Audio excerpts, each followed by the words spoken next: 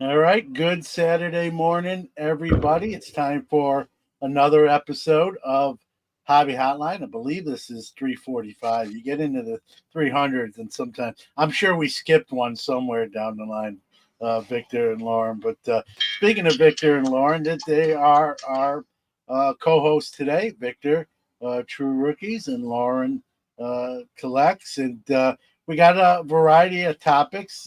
Not huge news. The news cycle sort of slowed down. Speaking of that, I want to make a quick announcement. I know I posted it on social media, on the Hobby Hotline social media.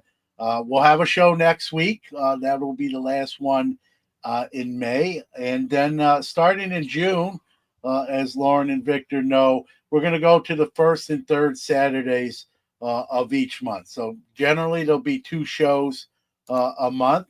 It'll keep the show fresh, as the news cycle sort of normalizes, if you will.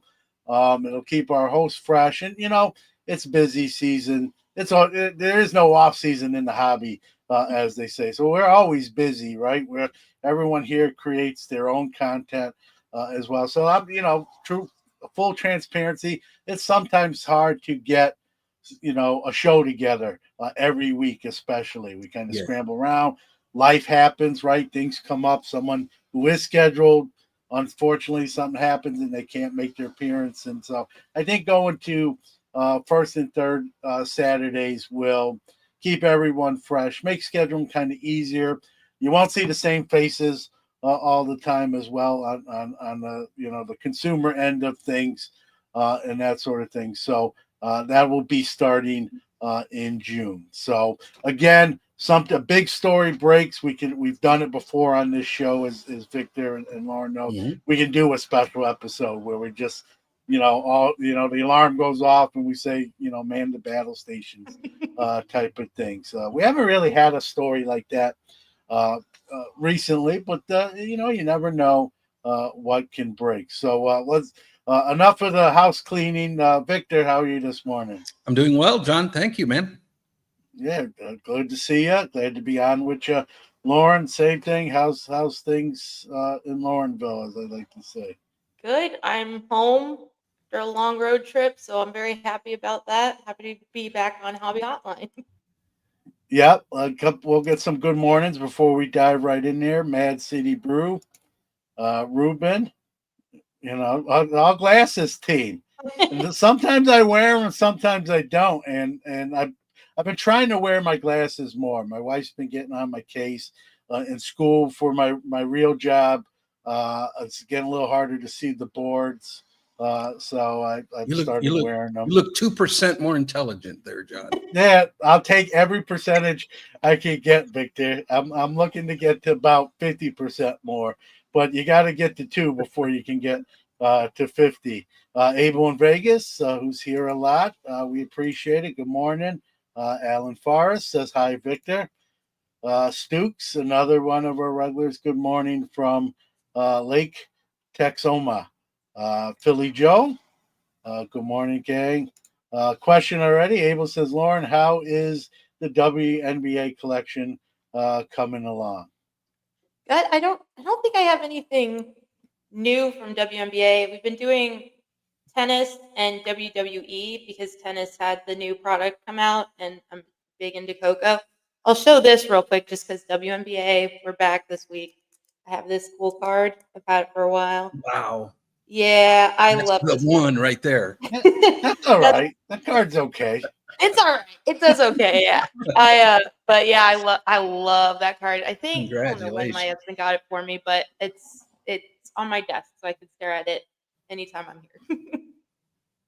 All right, folks. We're gonna get into our first topic. These are not necessarily in order of where they rank necessarily, but this kind of story broke, guys. That let me get the banner up here. Goldin Auctions is partnering with a scanning authentication company. Yeah, that's a real thing. Let me put the graphic up here so we get the name right.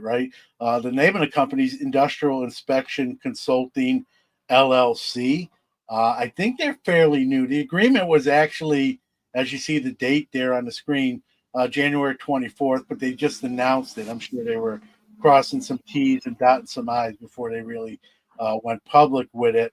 And what this will do is, we know when it comes to wax products, right? Things can be opened, resealed, things can be taken out, replaced. Heck, we've seen, the BBCE kind of certified a case of Pokemon that had GI Joe packs in it. I'm sure they really enjoy me bringing that up again. But listen, it happened.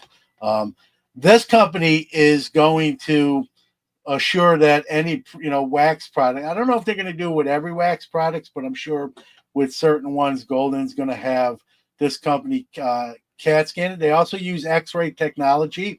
It's a different kind of X-ray that doesn't damage product. If you get an X-ray as a human in a medical place, X-rays are actually not very good for you. Sometimes they're a necessity to find out what's going on. But if you have a lot of X-rays, it's radiation. The X-rays that this company used, I found out, whatever they are. I'm not an engineer, but they're a different type that doesn't ruin the integrity of what is being scanned or hit with the X-rays. So this is to assure that any kind of wax products that go on Goldin are what they say they are and claim to be. And as we all know, the three of us here and those of you out there, we know that wax products, right, especially when you get into vintage and older, and it doesn't even have to be vintage, even recent Pokemon boxes can be very expensive. And when the bidding is going to go high, if you're a bidder, you want to know, that what you're bidding on is the genuine McCoy and the real McCoy. I'm not a big fan of CAT scanning. This story broke earlier in this year that people were having, like National Treasures boxes and exquisite boxes, CAT scan to see the hits inside it, to whether it's to open it or scam the general public who are buying into a break or what have you, so that they don't get it. So I'm not a fan of CAT scanning in for those purposes.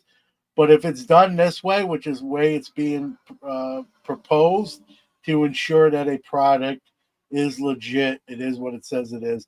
I'm kind of on the other side of the aisle here, Victor and Lauren. So on one hand, I don't like it, but if it's used in this sort of fashion, I'm not opposed to it. Kind of whoever wants to start, where do you guys fall in on this one?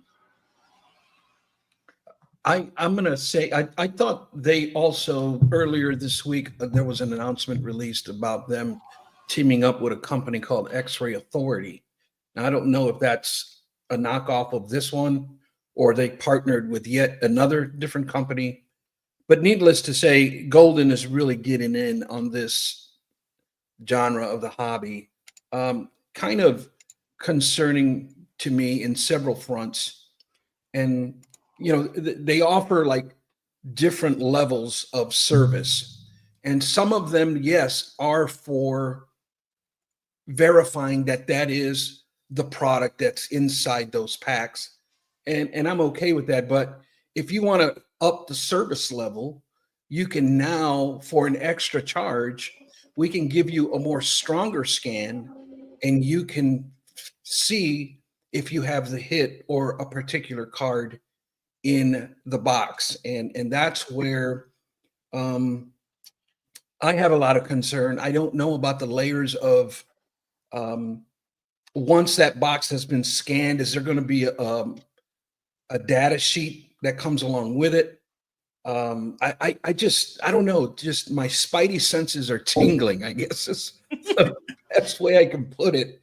And then just, this has been out now for several months, and I still haven't heard anything about what is Fanatics going to do about this issue.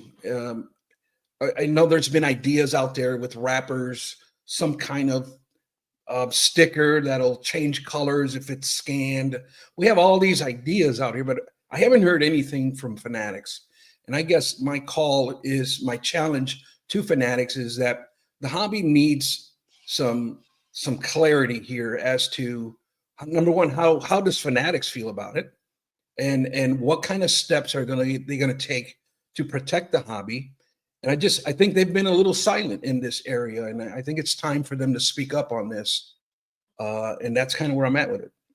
Yeah, real quick before we get to Lauren, I was about to say this, but put Orlando's comment up here. Okay. X-Ray, I think it's a subdivision of the same company.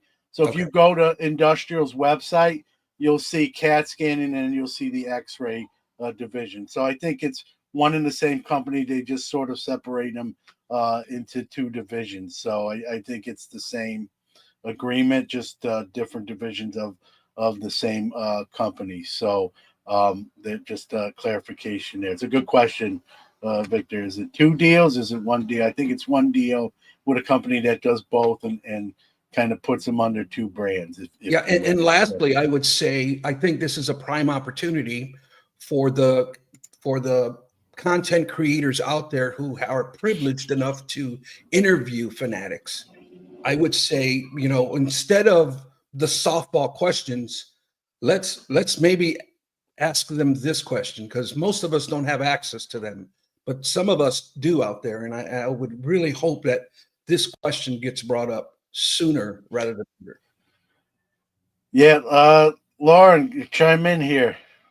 Yeah, I was trying to find a little bit more information about it too, because I know this was something that was a big hot story months ago. And I was watching a video from, I believe it was Neo Cards on YouTube, and he was discussing it.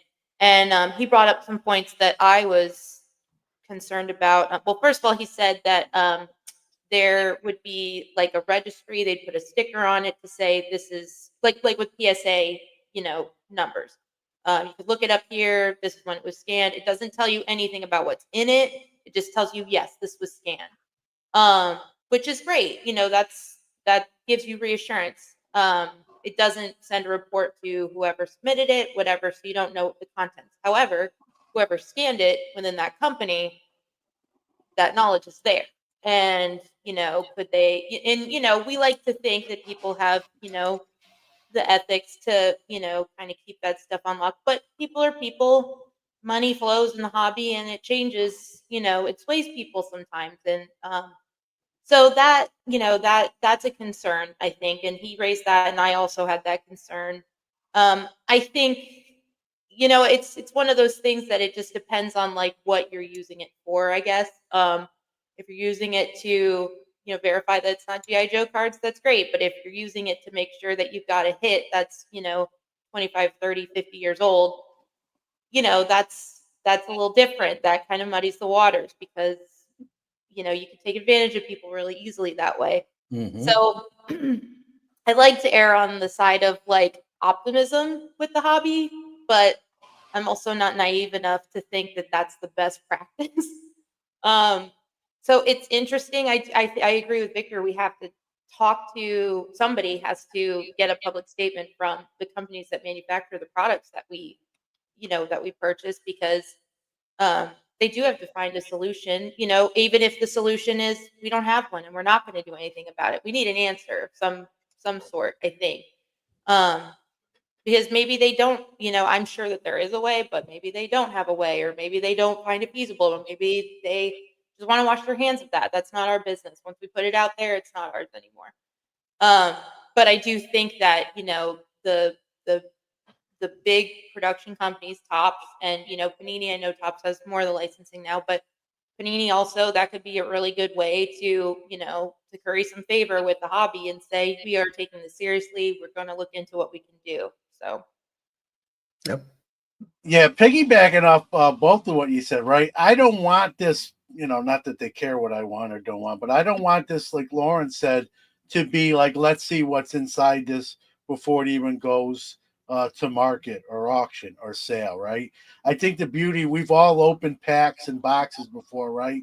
The beauty is that anticipation. We don't know what we're going to pull or hit or open. And I don't always, I don't want to know. And that really sort of affects the integrity. The way I've read the press release and going to the website, is it's just to ensure what's supposed to be in the box is in the box. They're not going to say, hey, there's a one of one logo man in this box, and so I don't think it will be used for that purposes, which is kind of what I said when I introed this topic. I don't want to see it used for bad. It's like superhero powers, right? I want to see it be. If we're going to use them, let's use it for good and not the evil side. I just kind of segued that into Victor's Spidey senses, so I figured we'd talk about superpower. But if it's used in the right fashion, so someone doesn't spend 5 figures, 6 figures on a box only to get it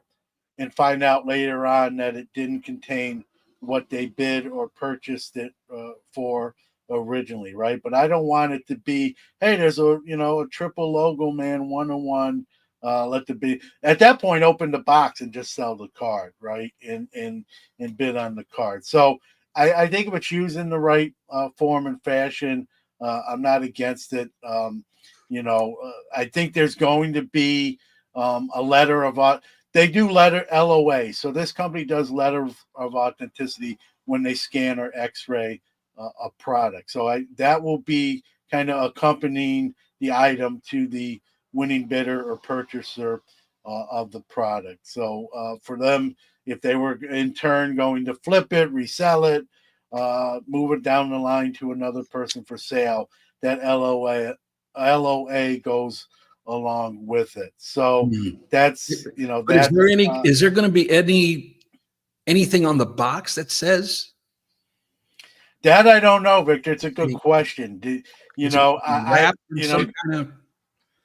think they said that sorry, in the video they said that it would be like a little sticker. Like on like if you get I mean, I think we do this at like the national excuse me, like when you get an autograph, you can pay to have it authenticated and it's just like a little oval sticker. So I think they said that it'll be something like that with like a serial number so that you can go and look on the registry and see when it was submitted and like just very basic details.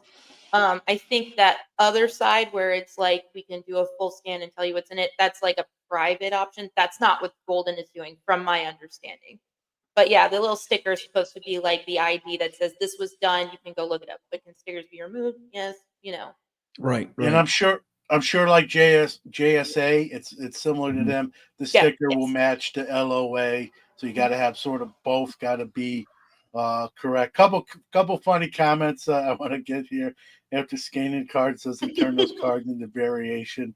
Glow in the dark. Stuke says you can carry the Goldin scan around like new parents with ultrasound, like staying on the superhero.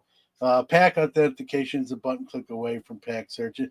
Well, the pack authentication sort of already being done. Like I have packs that are graded by PSA or BBCE, so that's already happening. Royals 417 says they will use it to make them more money, regardless of whether it's good for the hobby. Otherwise, they wouldn't waste their time or money for sure, right? And no doubt.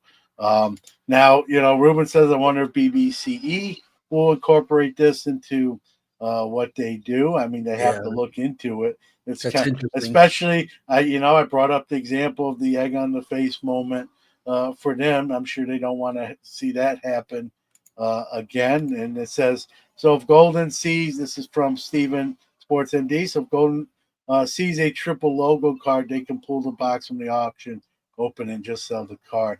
I'm hoping we talked about that, Lauren and Victor. That's what I hope doesn't happen, right?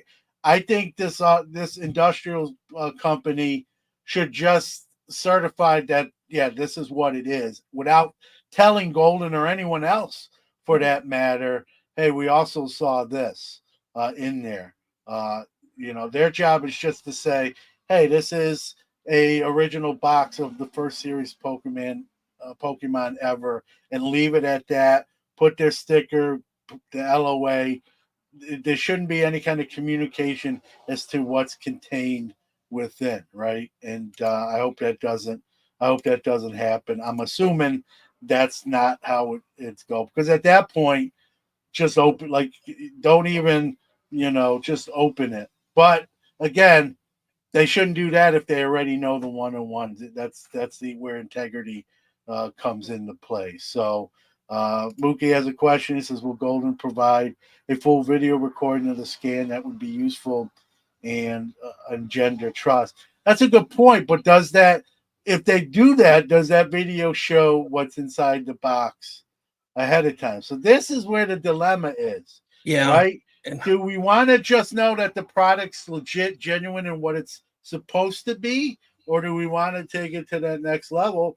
I mean, if the boxes doesn't have a bunch of great hits, it's obviously going to affect what Goldin will get in an auction, right? If yeah, you know you're bidding on a box that has a 1-on-1 triple logo, man, and you know you're bidding on a box that doesn't, the one that you know has it is going to bring more money. That's just the way. That's just the nature of the beast. So I rather not know, or I don't think they should know what's in there at that point. I think it should just be certified that what it's supposed to be, it is. And can you do that? If you can do that in a video without giving away the contents within, then I'm all for the video. But if the video itself kind of lets the cat out of the bag to what's contained hit-wise in the box, then I'm sort of not for that. So that's, two sides of the aisle there.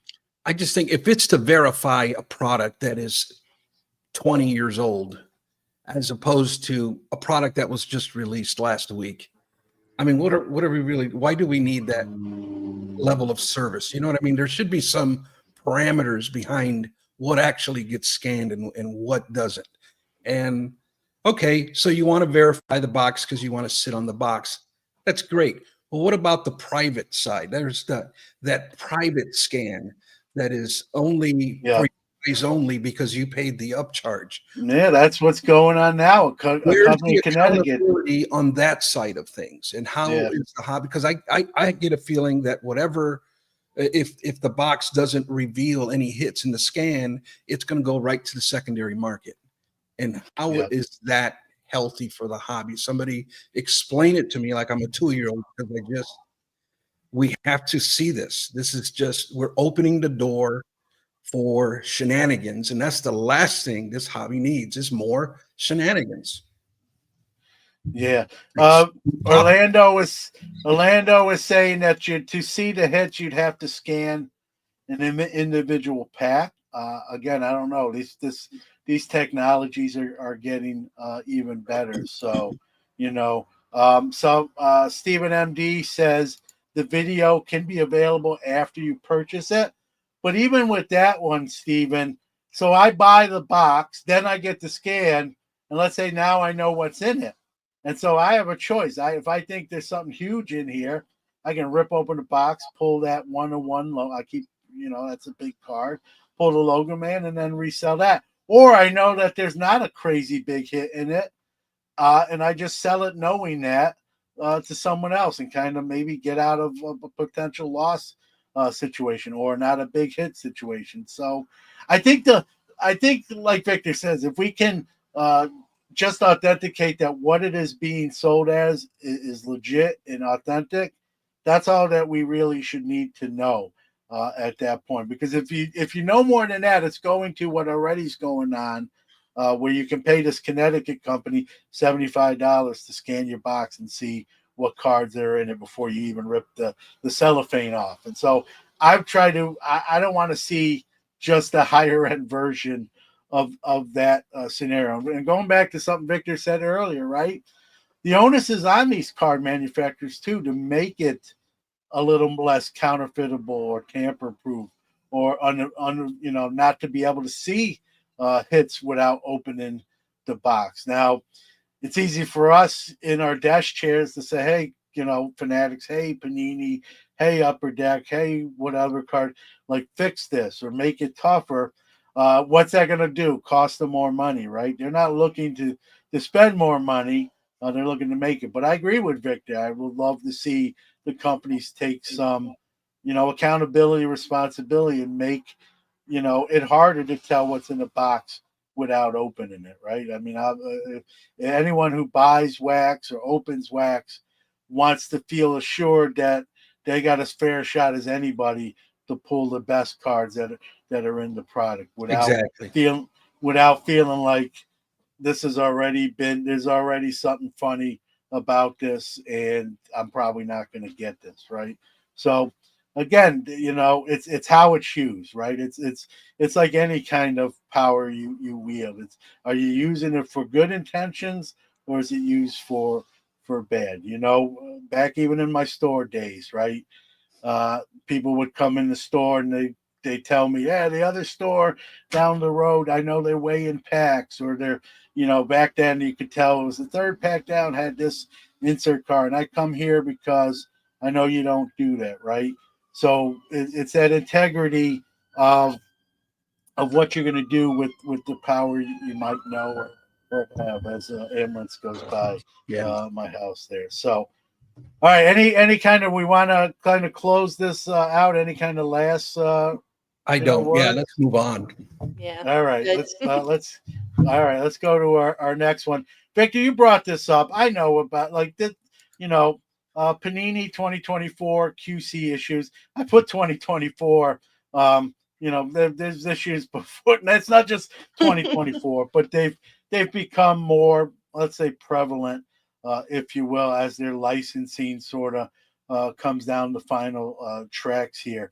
This was something Victor proposed, brought to the table. So I'm gonna let him lead off, and then I'll weigh in. So go ahead. And I don't want to take total credit for it. This topic caught my attention from a video that Neo Cards and Comics did, and he referenced the website GemRate, and he was dissecting basically the QC issues that are apparent with 2024 product, more particularly in football and the WNBA side of things as well, and the numbers, I guess, when you compare year over year, when you compare GemRate numbers, you start to see a drastic dip in 2024 product. And I guess it's just more of a PSA announcement to the hobby. Be careful. Me, as a base rookie card collector, I have a stack of Caitlin's ready to go in for grading, but I'm being cautious now. Now with all this new information coming out, I'm taking a closer, harder look at these cards to see if they are worthy of getting graded.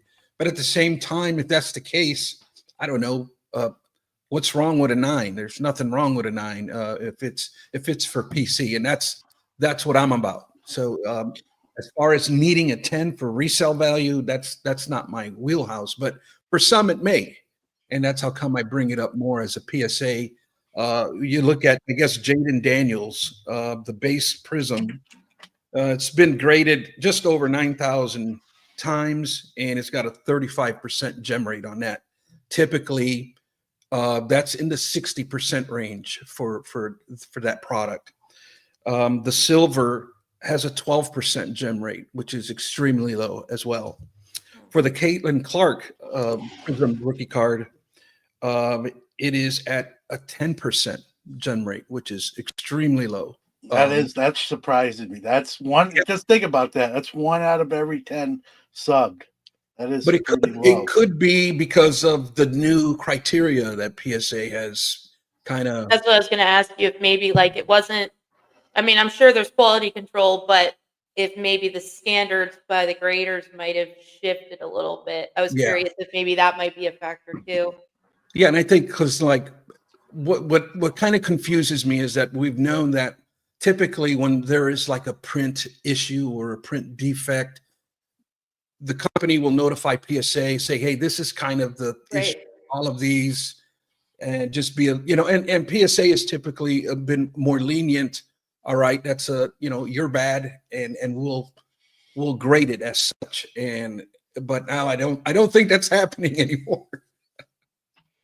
And then what does that say? Is it an issue with Panini? Just like this is our last year, we don't care. I guess we can go down that. I was going to ask you that, Victor. You think that's I mean, it's your opinion, right? We're all speculating here where no one knows for certainty, but you think that's a factor into some of these numbers that Panini sort of mailing it in? It's like, like, hey, your job's laying you off in a month. Like, hey, we're closing in a month. And like, what are your employees gonna like give you? Like, hey, this is my last month. I'm out Yeah. of work.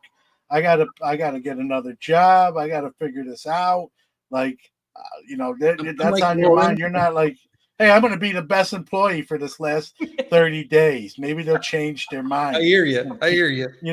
So yeah, I wondered about that. Like, hey, we're gonna lose this, but it's if that's the case, it's a bad look if you ever want to get the license back. If people figure out, that's how you do business, right?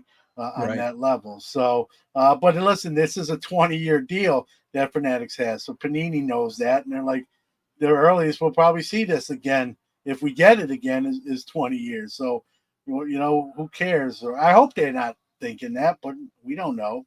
We can only guess, right?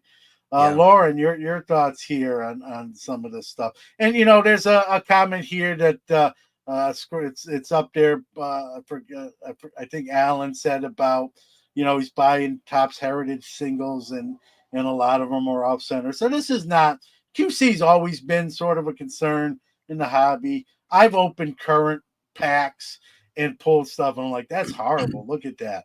Whether it's a corner that's dinged, centering, miscut, it occurs on all companies. But in this case, we're using, like Victor pointed out, data from grading and low numbers on tens to not tens, and it's something we got to talk about. So, Lauren, what say you? Well, I think that's interesting what Victor said about because I was wondering, like, how can we quantify it? And that's a really interesting way to quantify it is the grading. That's a really interesting way to look at it. There are other variables like we've already discussed, but I think that's an interesting way to kind of like take a closer look. I know I talked about it on the show. I don't know, it's been a couple months probably when they had the NFL cards come out and the downtown cards were like very clearly AI. That's the quality control I'm kind of more concerned about because they were sloppy designs. And that's something that I know somebody said in the chat that like printing is not really within Panini's control. And like Victor said, you can notify the grading companies, hey, this is a flaw that's across the board on all these cards. Take that into account. But design wise, they do have control over that. They have ultimate control over that and decision making. And that was the biggest sign to me that, and I think I said this, so I'm probably just repeating myself, that Panini was, in that regard, in that instance, going out with a whimper instead of a bang with the NFL license. That's going to be the last thought that people have about, NFL under Panini is, these wonky cities and stadiums that like don't make sense. There's this weird um, that's more of the quality control that I think I think hand in hand, both of those things, the grading and the design and maybe other things, but the main thing is the design that, concern me. I think those things all going hand in hand, it does, it's a bummer. I'll just say that because I like Panini. I love the products that they put out. Um, I don't know. I would, and they have the WNBA license. They seem to have a pretty firm hold on that right now. So like, if they want to put all their eggs in that basket, that's great. But like, keep it consistent. I feel like Upper Deck, they lost the license, and it seems like with what they had, they still made a really high quality product, with like Marvel and things over the last, decade or 2 decades. So I don't know. I think it's interesting to look at both, the quantifiable way that like the quality control is a concern, and then also like your gut instinct of like this doesn't look right, this doesn't feel right, this isn't like what I'm used to. Um, so yeah, I think it's worth discussing too because they I think we need to support these companies, which we know they're in it to make money and like they're producing a product and we're the consumer, but like the feedback loop seems to be a little bit off in that there is so much coming back at them. Like some of it that may be legitimate is not being heard. And yeah, I don't know. I that's where I'm going, I guess. All right, Well a couple said. couple comments that are kind of pertinent. Abel in Vegas says ultra modern collectors only want 10s. That is why folks are upset. They're printing too much. Manufacturers don't ultimately care of QC. Let me tell you something. As someone who's a bulk subber for SGC, who subs cards of his own, along with the others in the bulk sub, when I sub a modern card, I'm looking for 9s or 10. But that comment from Abel is generally right on the money. Most people, when I give people their cards back and they get a 9, they're sort of disappointed. And I get it, right? You assume a 2024, 2025 card should be a 10 out of the pack. Unfortunately, we all know that's not always the case. I kind of shoot for 9s and up at that point. Obviously, if you give me a choice between a 9 or 10, you know what I'm going to say. Great point by Michael here. Printing is outside Panini control. So yeah, most people know the printing companies they use are not on site. This is. Hold on a second. I have we use outside vendors where I work in my industry. Okay. Yeah. And if that outside vendor is giving us a product that is not up to par, we're going to immediately stop the presses and say time out here. I find it really hard to believe that Panini doesn't have some kind of a supervisor or some type of a manager in that plant while things are being printed. Mm-hmm. And I say they should, if they don't have control, they should have eyeballs on the process to make sure that QC is up to par. I agree, Victor. There should be sort of someone that's they're part of Panini's company, but they're in-house. Maybe have a small office in there and just kind of responsible for making sure everything is going okay and going well, like you said. And if something isn't, like hey, shut it down. Let's fix this. Let's get this right type of thing. What I ultimately like to see is companies that produce cards do that in house. I know that's a financial factor there. You got to buy all the equipment. Now you got to even hire more people that you got to put health insurance on. And I get the reason why it's easier just to pay another company to print your product. But like you said, Victor, it's a great point. You have someone on site, an on site supervisor to say, hey, everything looks good here. This product's going to press. Everything's good, so I don't think it's an excuse. I think it's used as an excuse, but like you said, Victor, I don't think it's a good one. Foul ball says, as a collector, I don't care about gem rate. Yeah, obviously, if you don't grade, but as a collector, you should still, whether you're grading or not, you should still care about quality control. When you open a pack or a box, or you buy, even if you don't open a box, but if you're buying, especially something recent or new, what shape that is. It's not 1988 anymore. Computers and printers are extremely sophisticated. Let's somebody has to care is I think what it comes down to.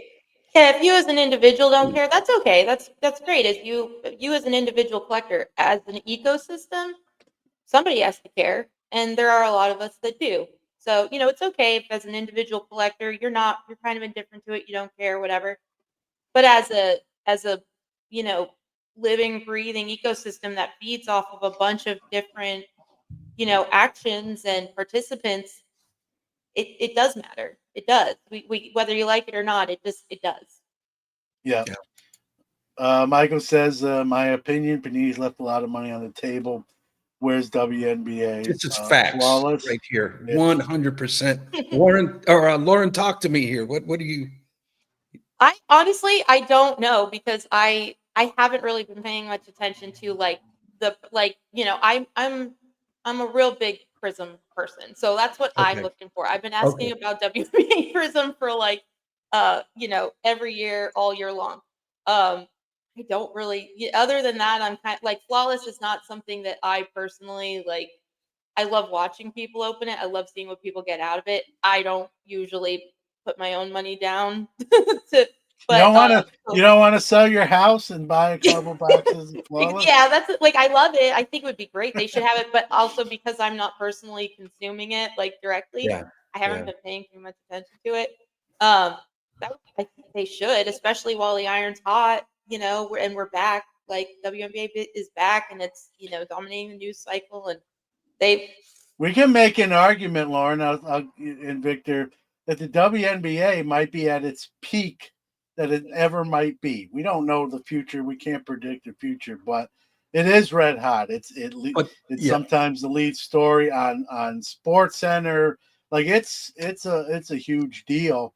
And so if that's going to be your baby now as Panini, right? That's going to, once the licensing fully changes hand, you want to do the best you can with your what's going to be your flagship product, your flagship sport. Best product and best license.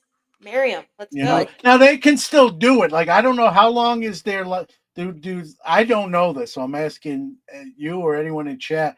How long is their license with the WNBA?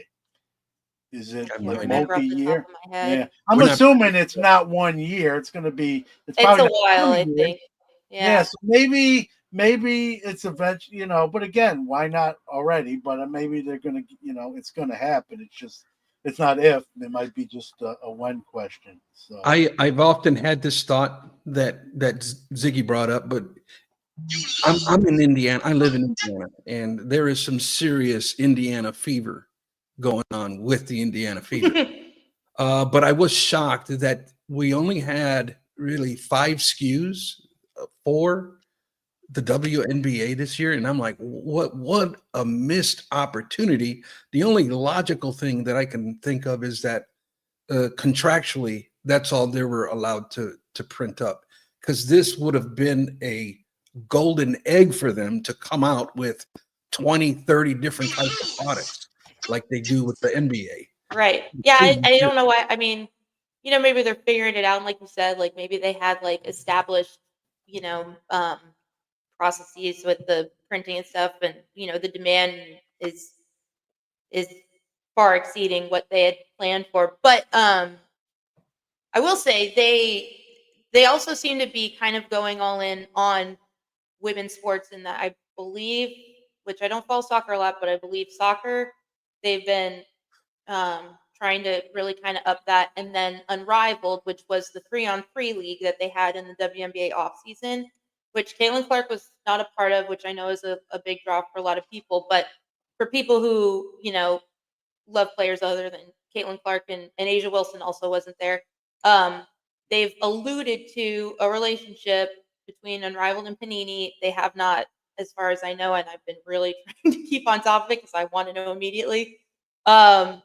They haven't said like what exactly it's going to be, but they've alluded to some kind of marriage between the two. And so that product will also be coming out too, which whatever brand product, Prism or Hoops or whatever.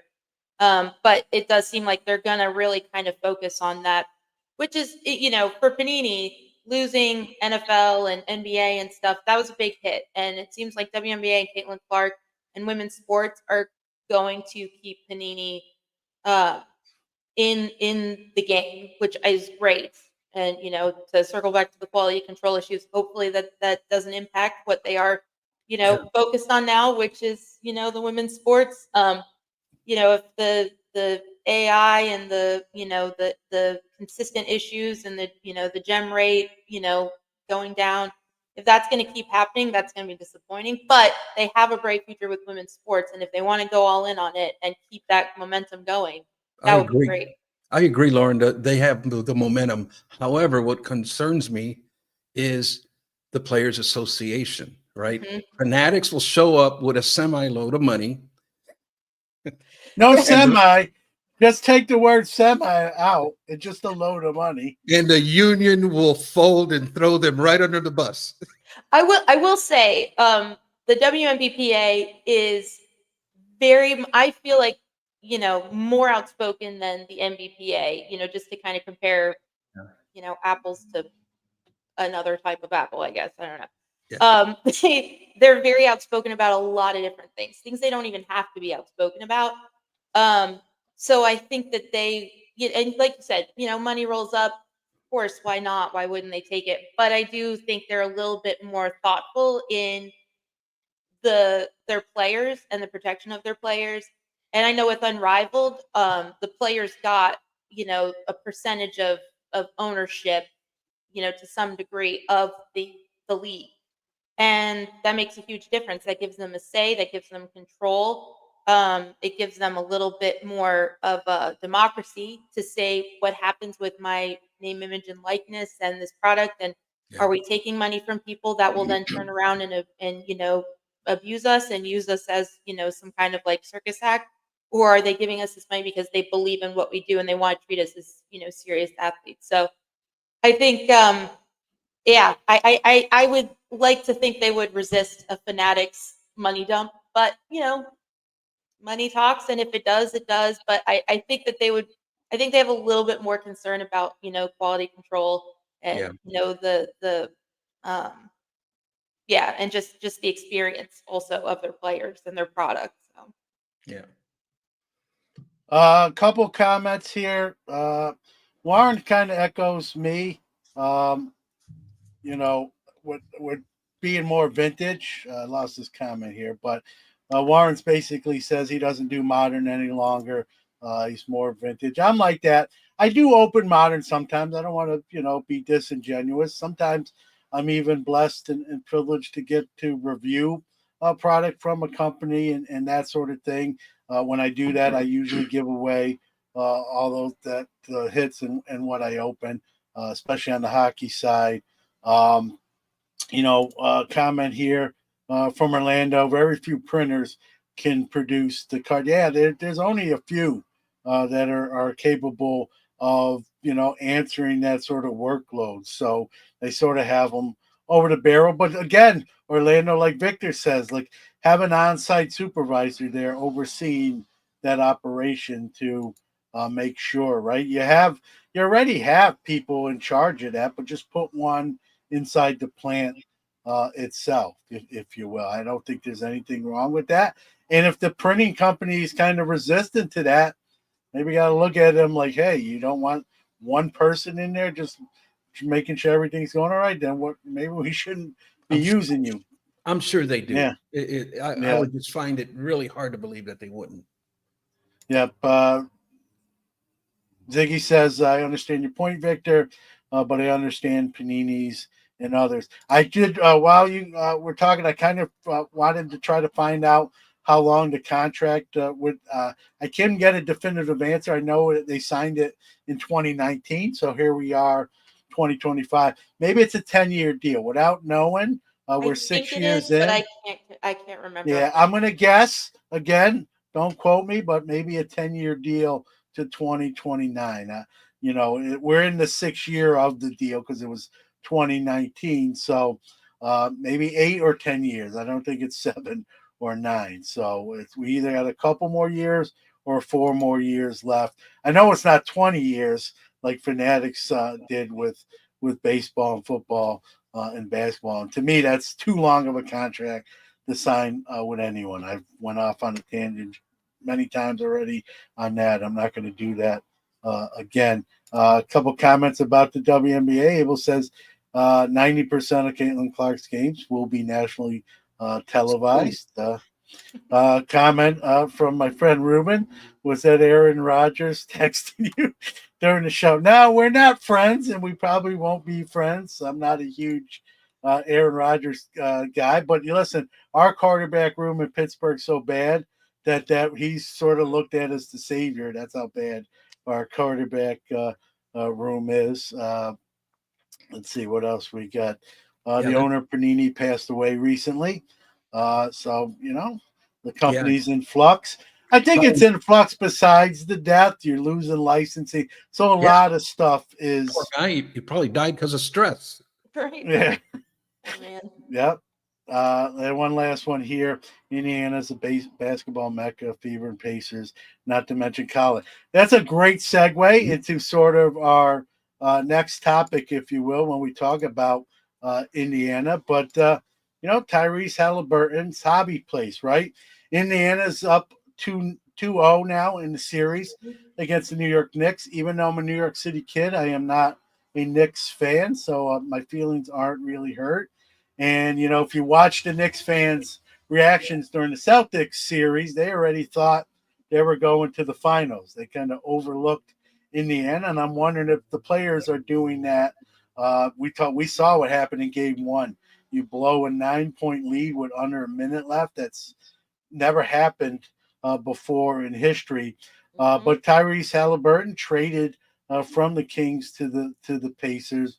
Voted most overrated player. I like him as a player. I don't think he's the by any means or any stretch the best player in the NBA, but he's a good solid player.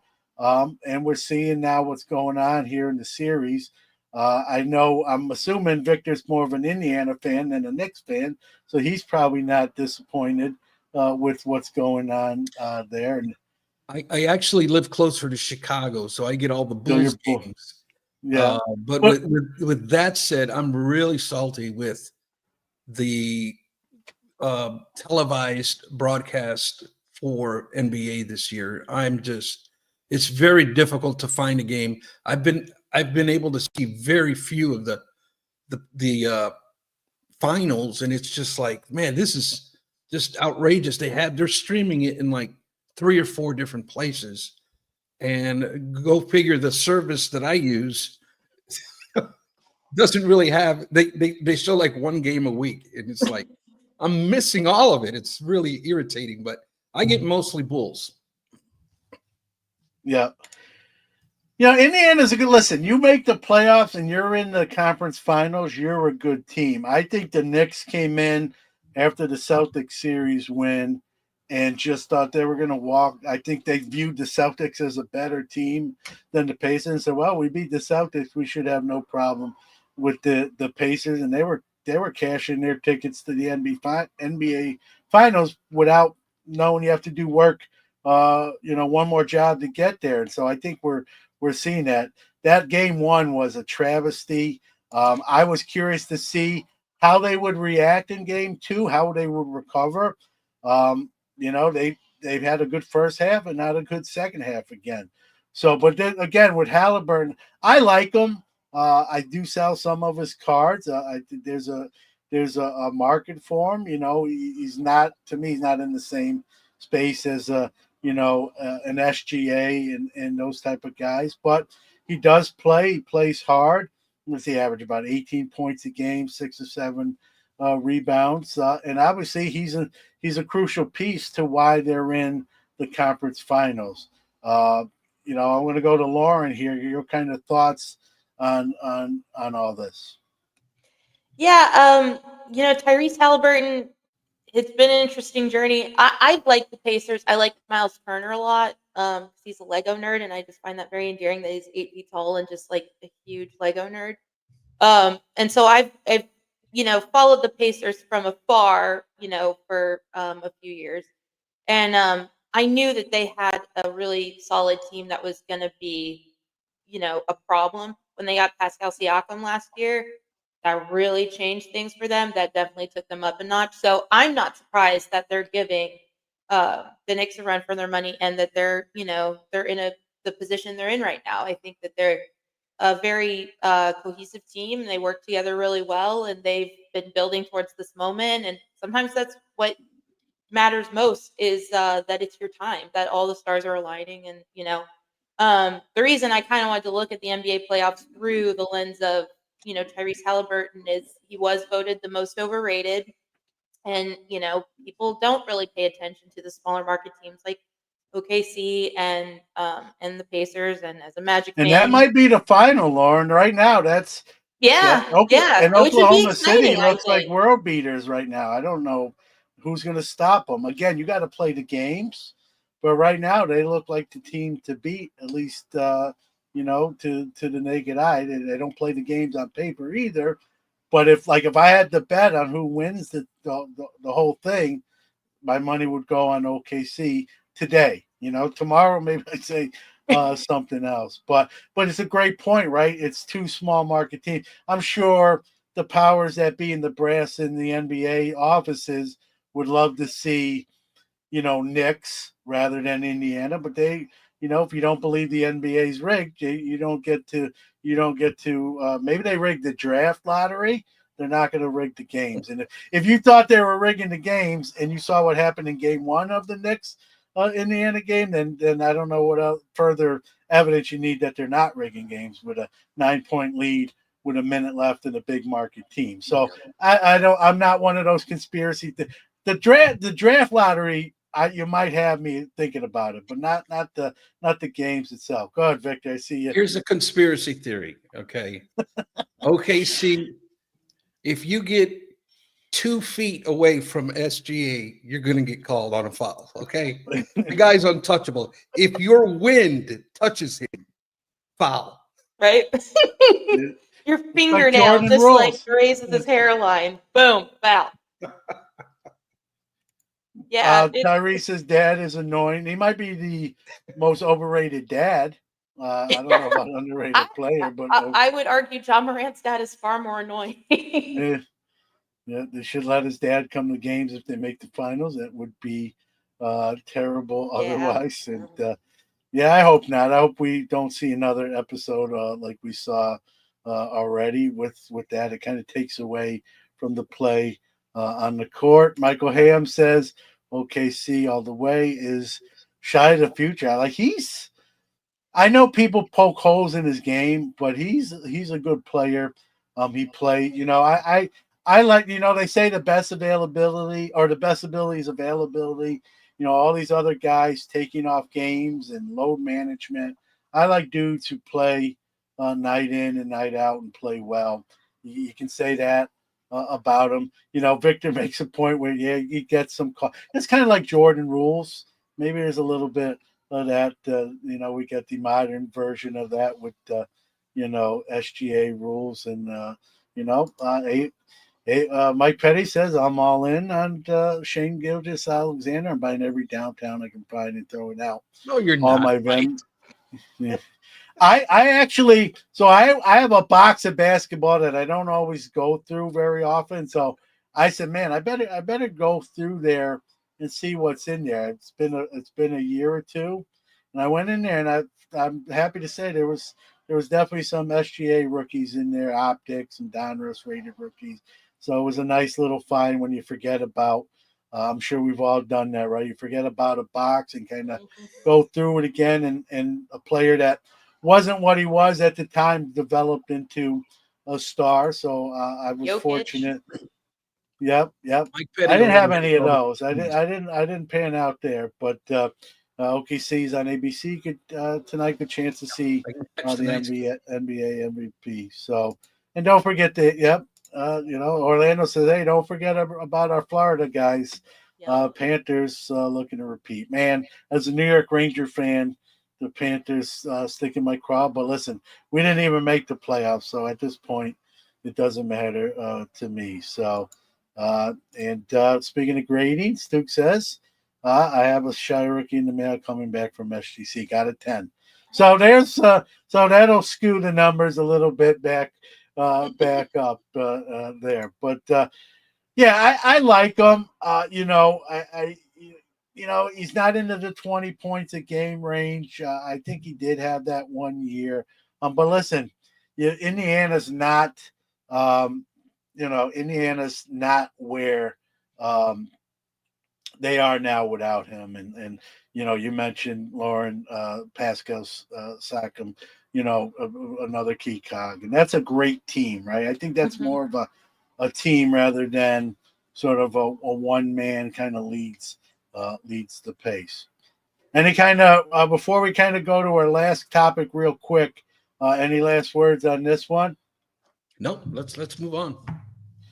All right, so we know the Nationals going to be in Chicago this year, and then 2026 and 2027.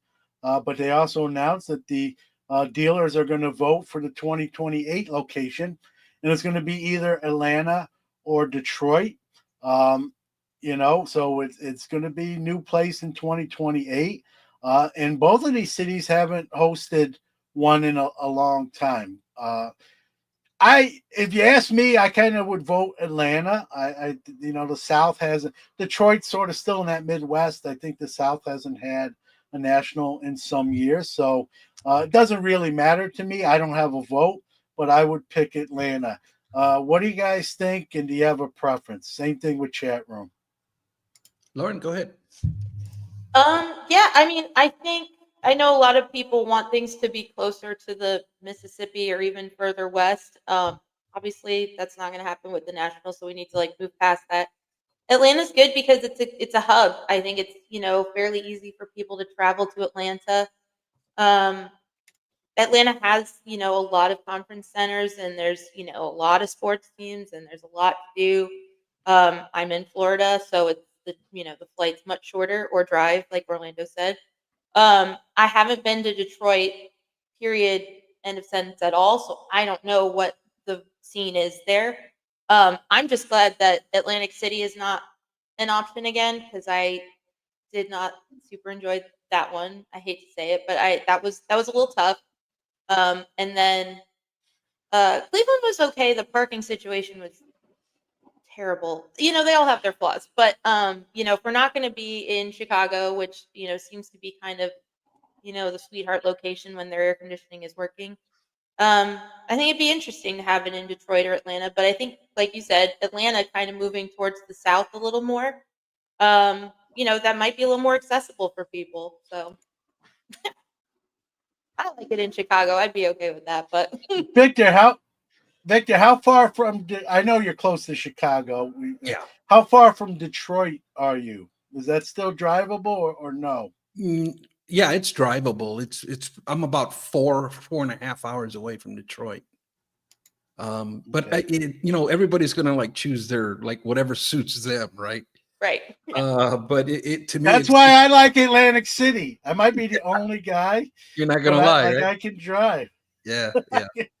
Go ahead. Go ahead. Couple of things that come to my mind is I don't know if it's either or. I think Atlanta and Detroit are on the docket to be voted on along with other locations. I'm assuming. Okay. I'm thinking I'm not sure. The way I read it, it was one of the two, but you one of could the be two. right. Okay, Yeah. okay.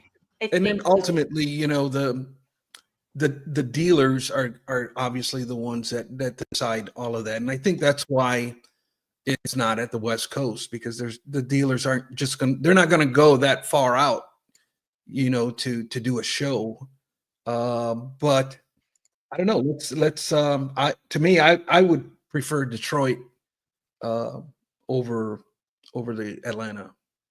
That's kind of where I'm at with it. But Yeah, and I get it. You know what I mean? I would, like I just said, I'd pick Atlantic City or, Cleveland again. It's crazy. Cleveland's 5 hours and 5 hours, and Atlantic City's 5 hours and 15 minutes from me. So it's drivable. yeah, Chicago, great venue, not bagging the city or the venue or the show. It's just I have to fly in, and Victor's been nice enough to say, "Hey, I can mail him a box of some swag that don't have to bring on the plane. That'll save me a little headache and that sort of thing." But and again, I saw the West Coast comment, right? Listen, that would cost me a lot more money to make a West Coast trip. yeah, But to be fair, right, I would put myself in their place, right? I'm on the East Coast, but what if I lived in the West Coast and seeing all this? I would probably feel the same way as Gordon sure. does. Like, hey, what about us, right? I got to keep going to Chicago. I'll go all the way to the other coast to Atlantic City, Cleveland. I'd love to see it in the way, even though it would cost me more money to attend and all that fun stuff. In the spirit of fairness, I think they should have. West Coast is there's plenty of collectors and hobbyists there too, and dealers, I'm sure. I'd love to see it, whether it be Oregon, Washington State, or California, or even Arizona, right? You got a lot of options there. I think it's easy for me to play armchair, national guy, but I would love to see it, and I'd love to see it just move around the country, Yeah. so everyone gets a chance to attend. Not me. I know, well, Jesus, you go out your back door. It's like going on your deck, and there's like a giant card show. I get, and I don't fault you for that. Yeah. I'm sure I would say the same. I don't have it like the closest it is to me is that 5 hours. So that being said, at that point, it's taken me some time to get there, whether I drive or fly. Yeah. and it's still going to cost money. So let's try to be fair about it. John, If there was in Syracuse, which is a pipe dream, I would probably say keep it in Syracuse every year. But yeah. we know that's not going to happen. John, the real question is this: is what I want to know. I want to know from the chat too. The real question is it too early to be talking about the national? What, this year's or just the 2028? No, this year's now. I'm starting to see content already for the national. We're under triple digits in days if you're the countdown. How many guy. days? How many days? I'm, I'd have to look it up on my phone. Let me look it up. Real quick. It's going 'Cause to be a train of content coming out, and I'm like, it's not even Memorial Day. 67. We're 67 days away. All right. I think you get to me. I don't start thinking about it until it gets into double digits, 90 and less. And obviously every day is a day close. But you know how content creation is. We're guilty. I'm guilty of it too. I'm not throwing anyone else just under the bus, right? It's the biggest, it's the Super Bowl of the hobby. Really is. Right? Yeah. We like when we it's a Super Bowl hobby. So when we're watching NFL, we're already talking about who might the Super Bowl matchup be in week 8 or 9 of the season, right? When you still got 8 weeks of regular season games and the playoffs haven't even started yet. I think we do that with the National, which is the Super Bowl of the hobby too. Mike Petty says 2,875 days to Detroit. So yeah, his money's on Detroit winning. He's more concerned. I don't think the math is right on that. Yeah. So yeah, I mean, yeah, listen, we're making plans. I'm already we have dates locked in. We know what day the PSA registry party is and where. So once those things start to be talked about and locked in, I think we heck, Victor, the minute this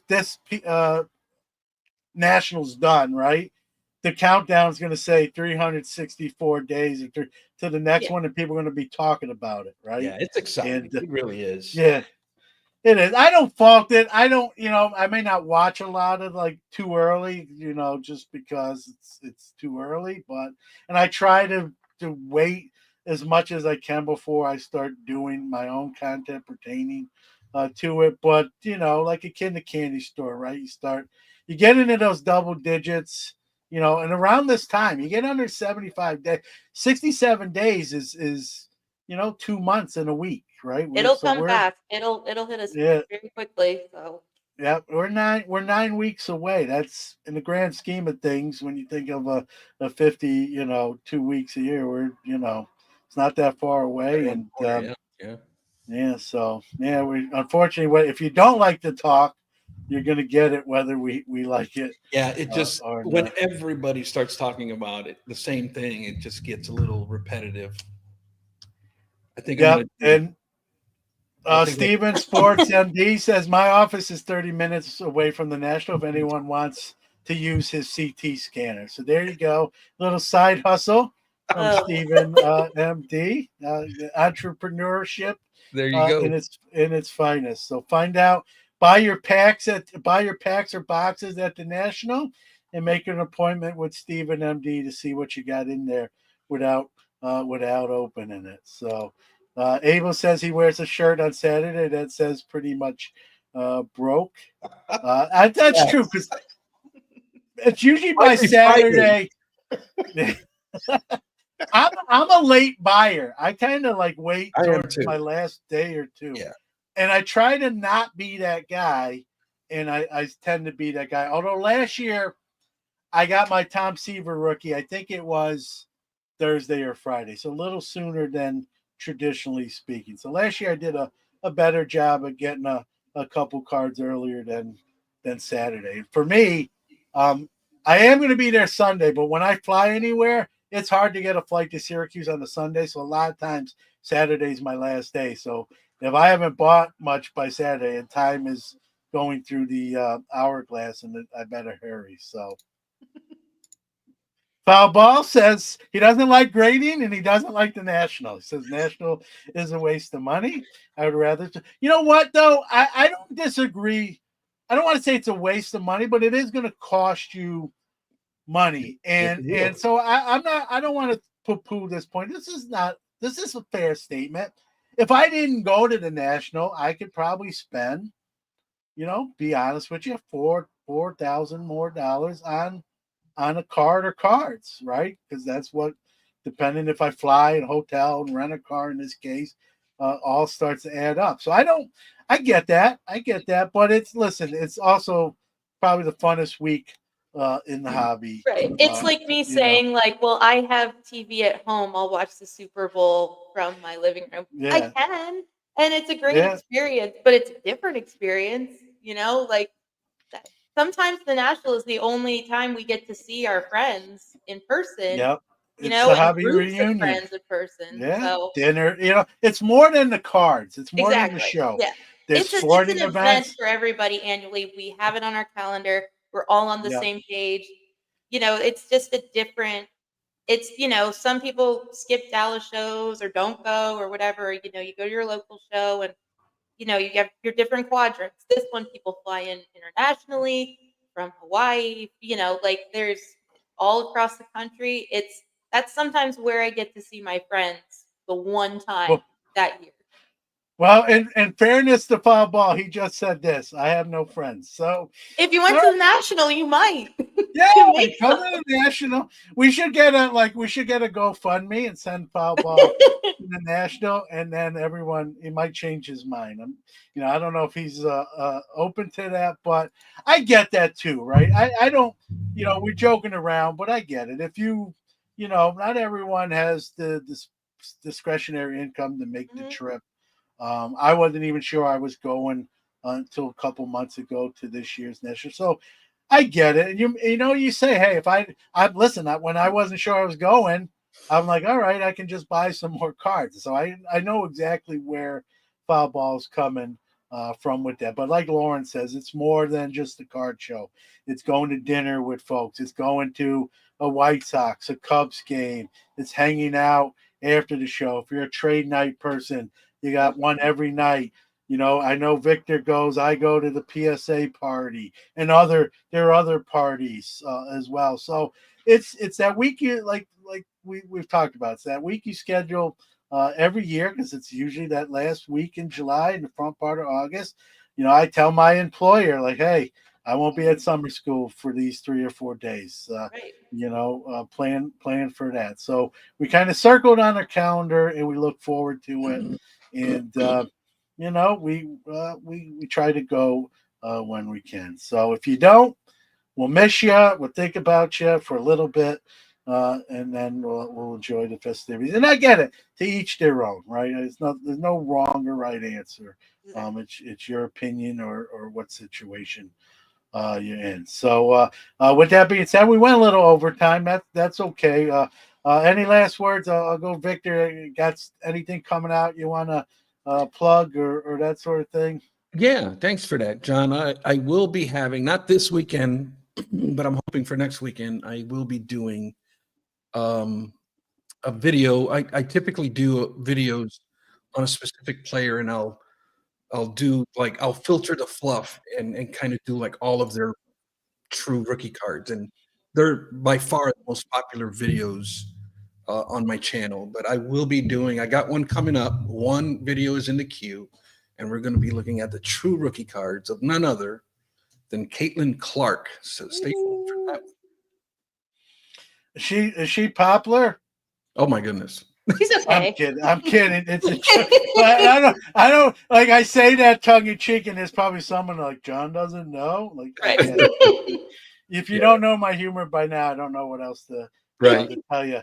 Lauren, how about you? Last final words. No, I got to get back to stitching my card. It's been a while. I haven't written for anybody in a hot minute, so happy to be back on Hobby Hotline so I can get back in the swing of things. But yeah, so looking forward to all the interviews that are coming up and the Caitlin Clark. I love the true rookie card conversation. So I love seeing, Victor present the information and then hearing people bicker. But every time I see somebody put a listing on eBay that says rookie, I'm like, not by Victor's standards. So maybe you should look at that.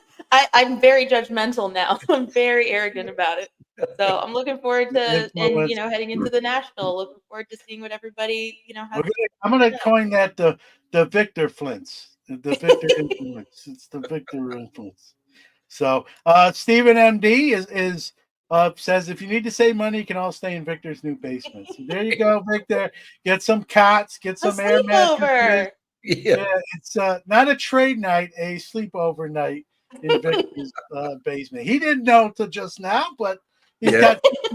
Now you have 67 days to get that basement ready for all your new roommates that you're gonna have there. So, all right, folks, we will be back last week in May. Well, there is a Hobby Hotline next week, and then starting in June once again, the first and third Saturday. So we thank everybody. 67 days from the Nationals, start counting it down, and we'll see you next week. Thanks, everybody.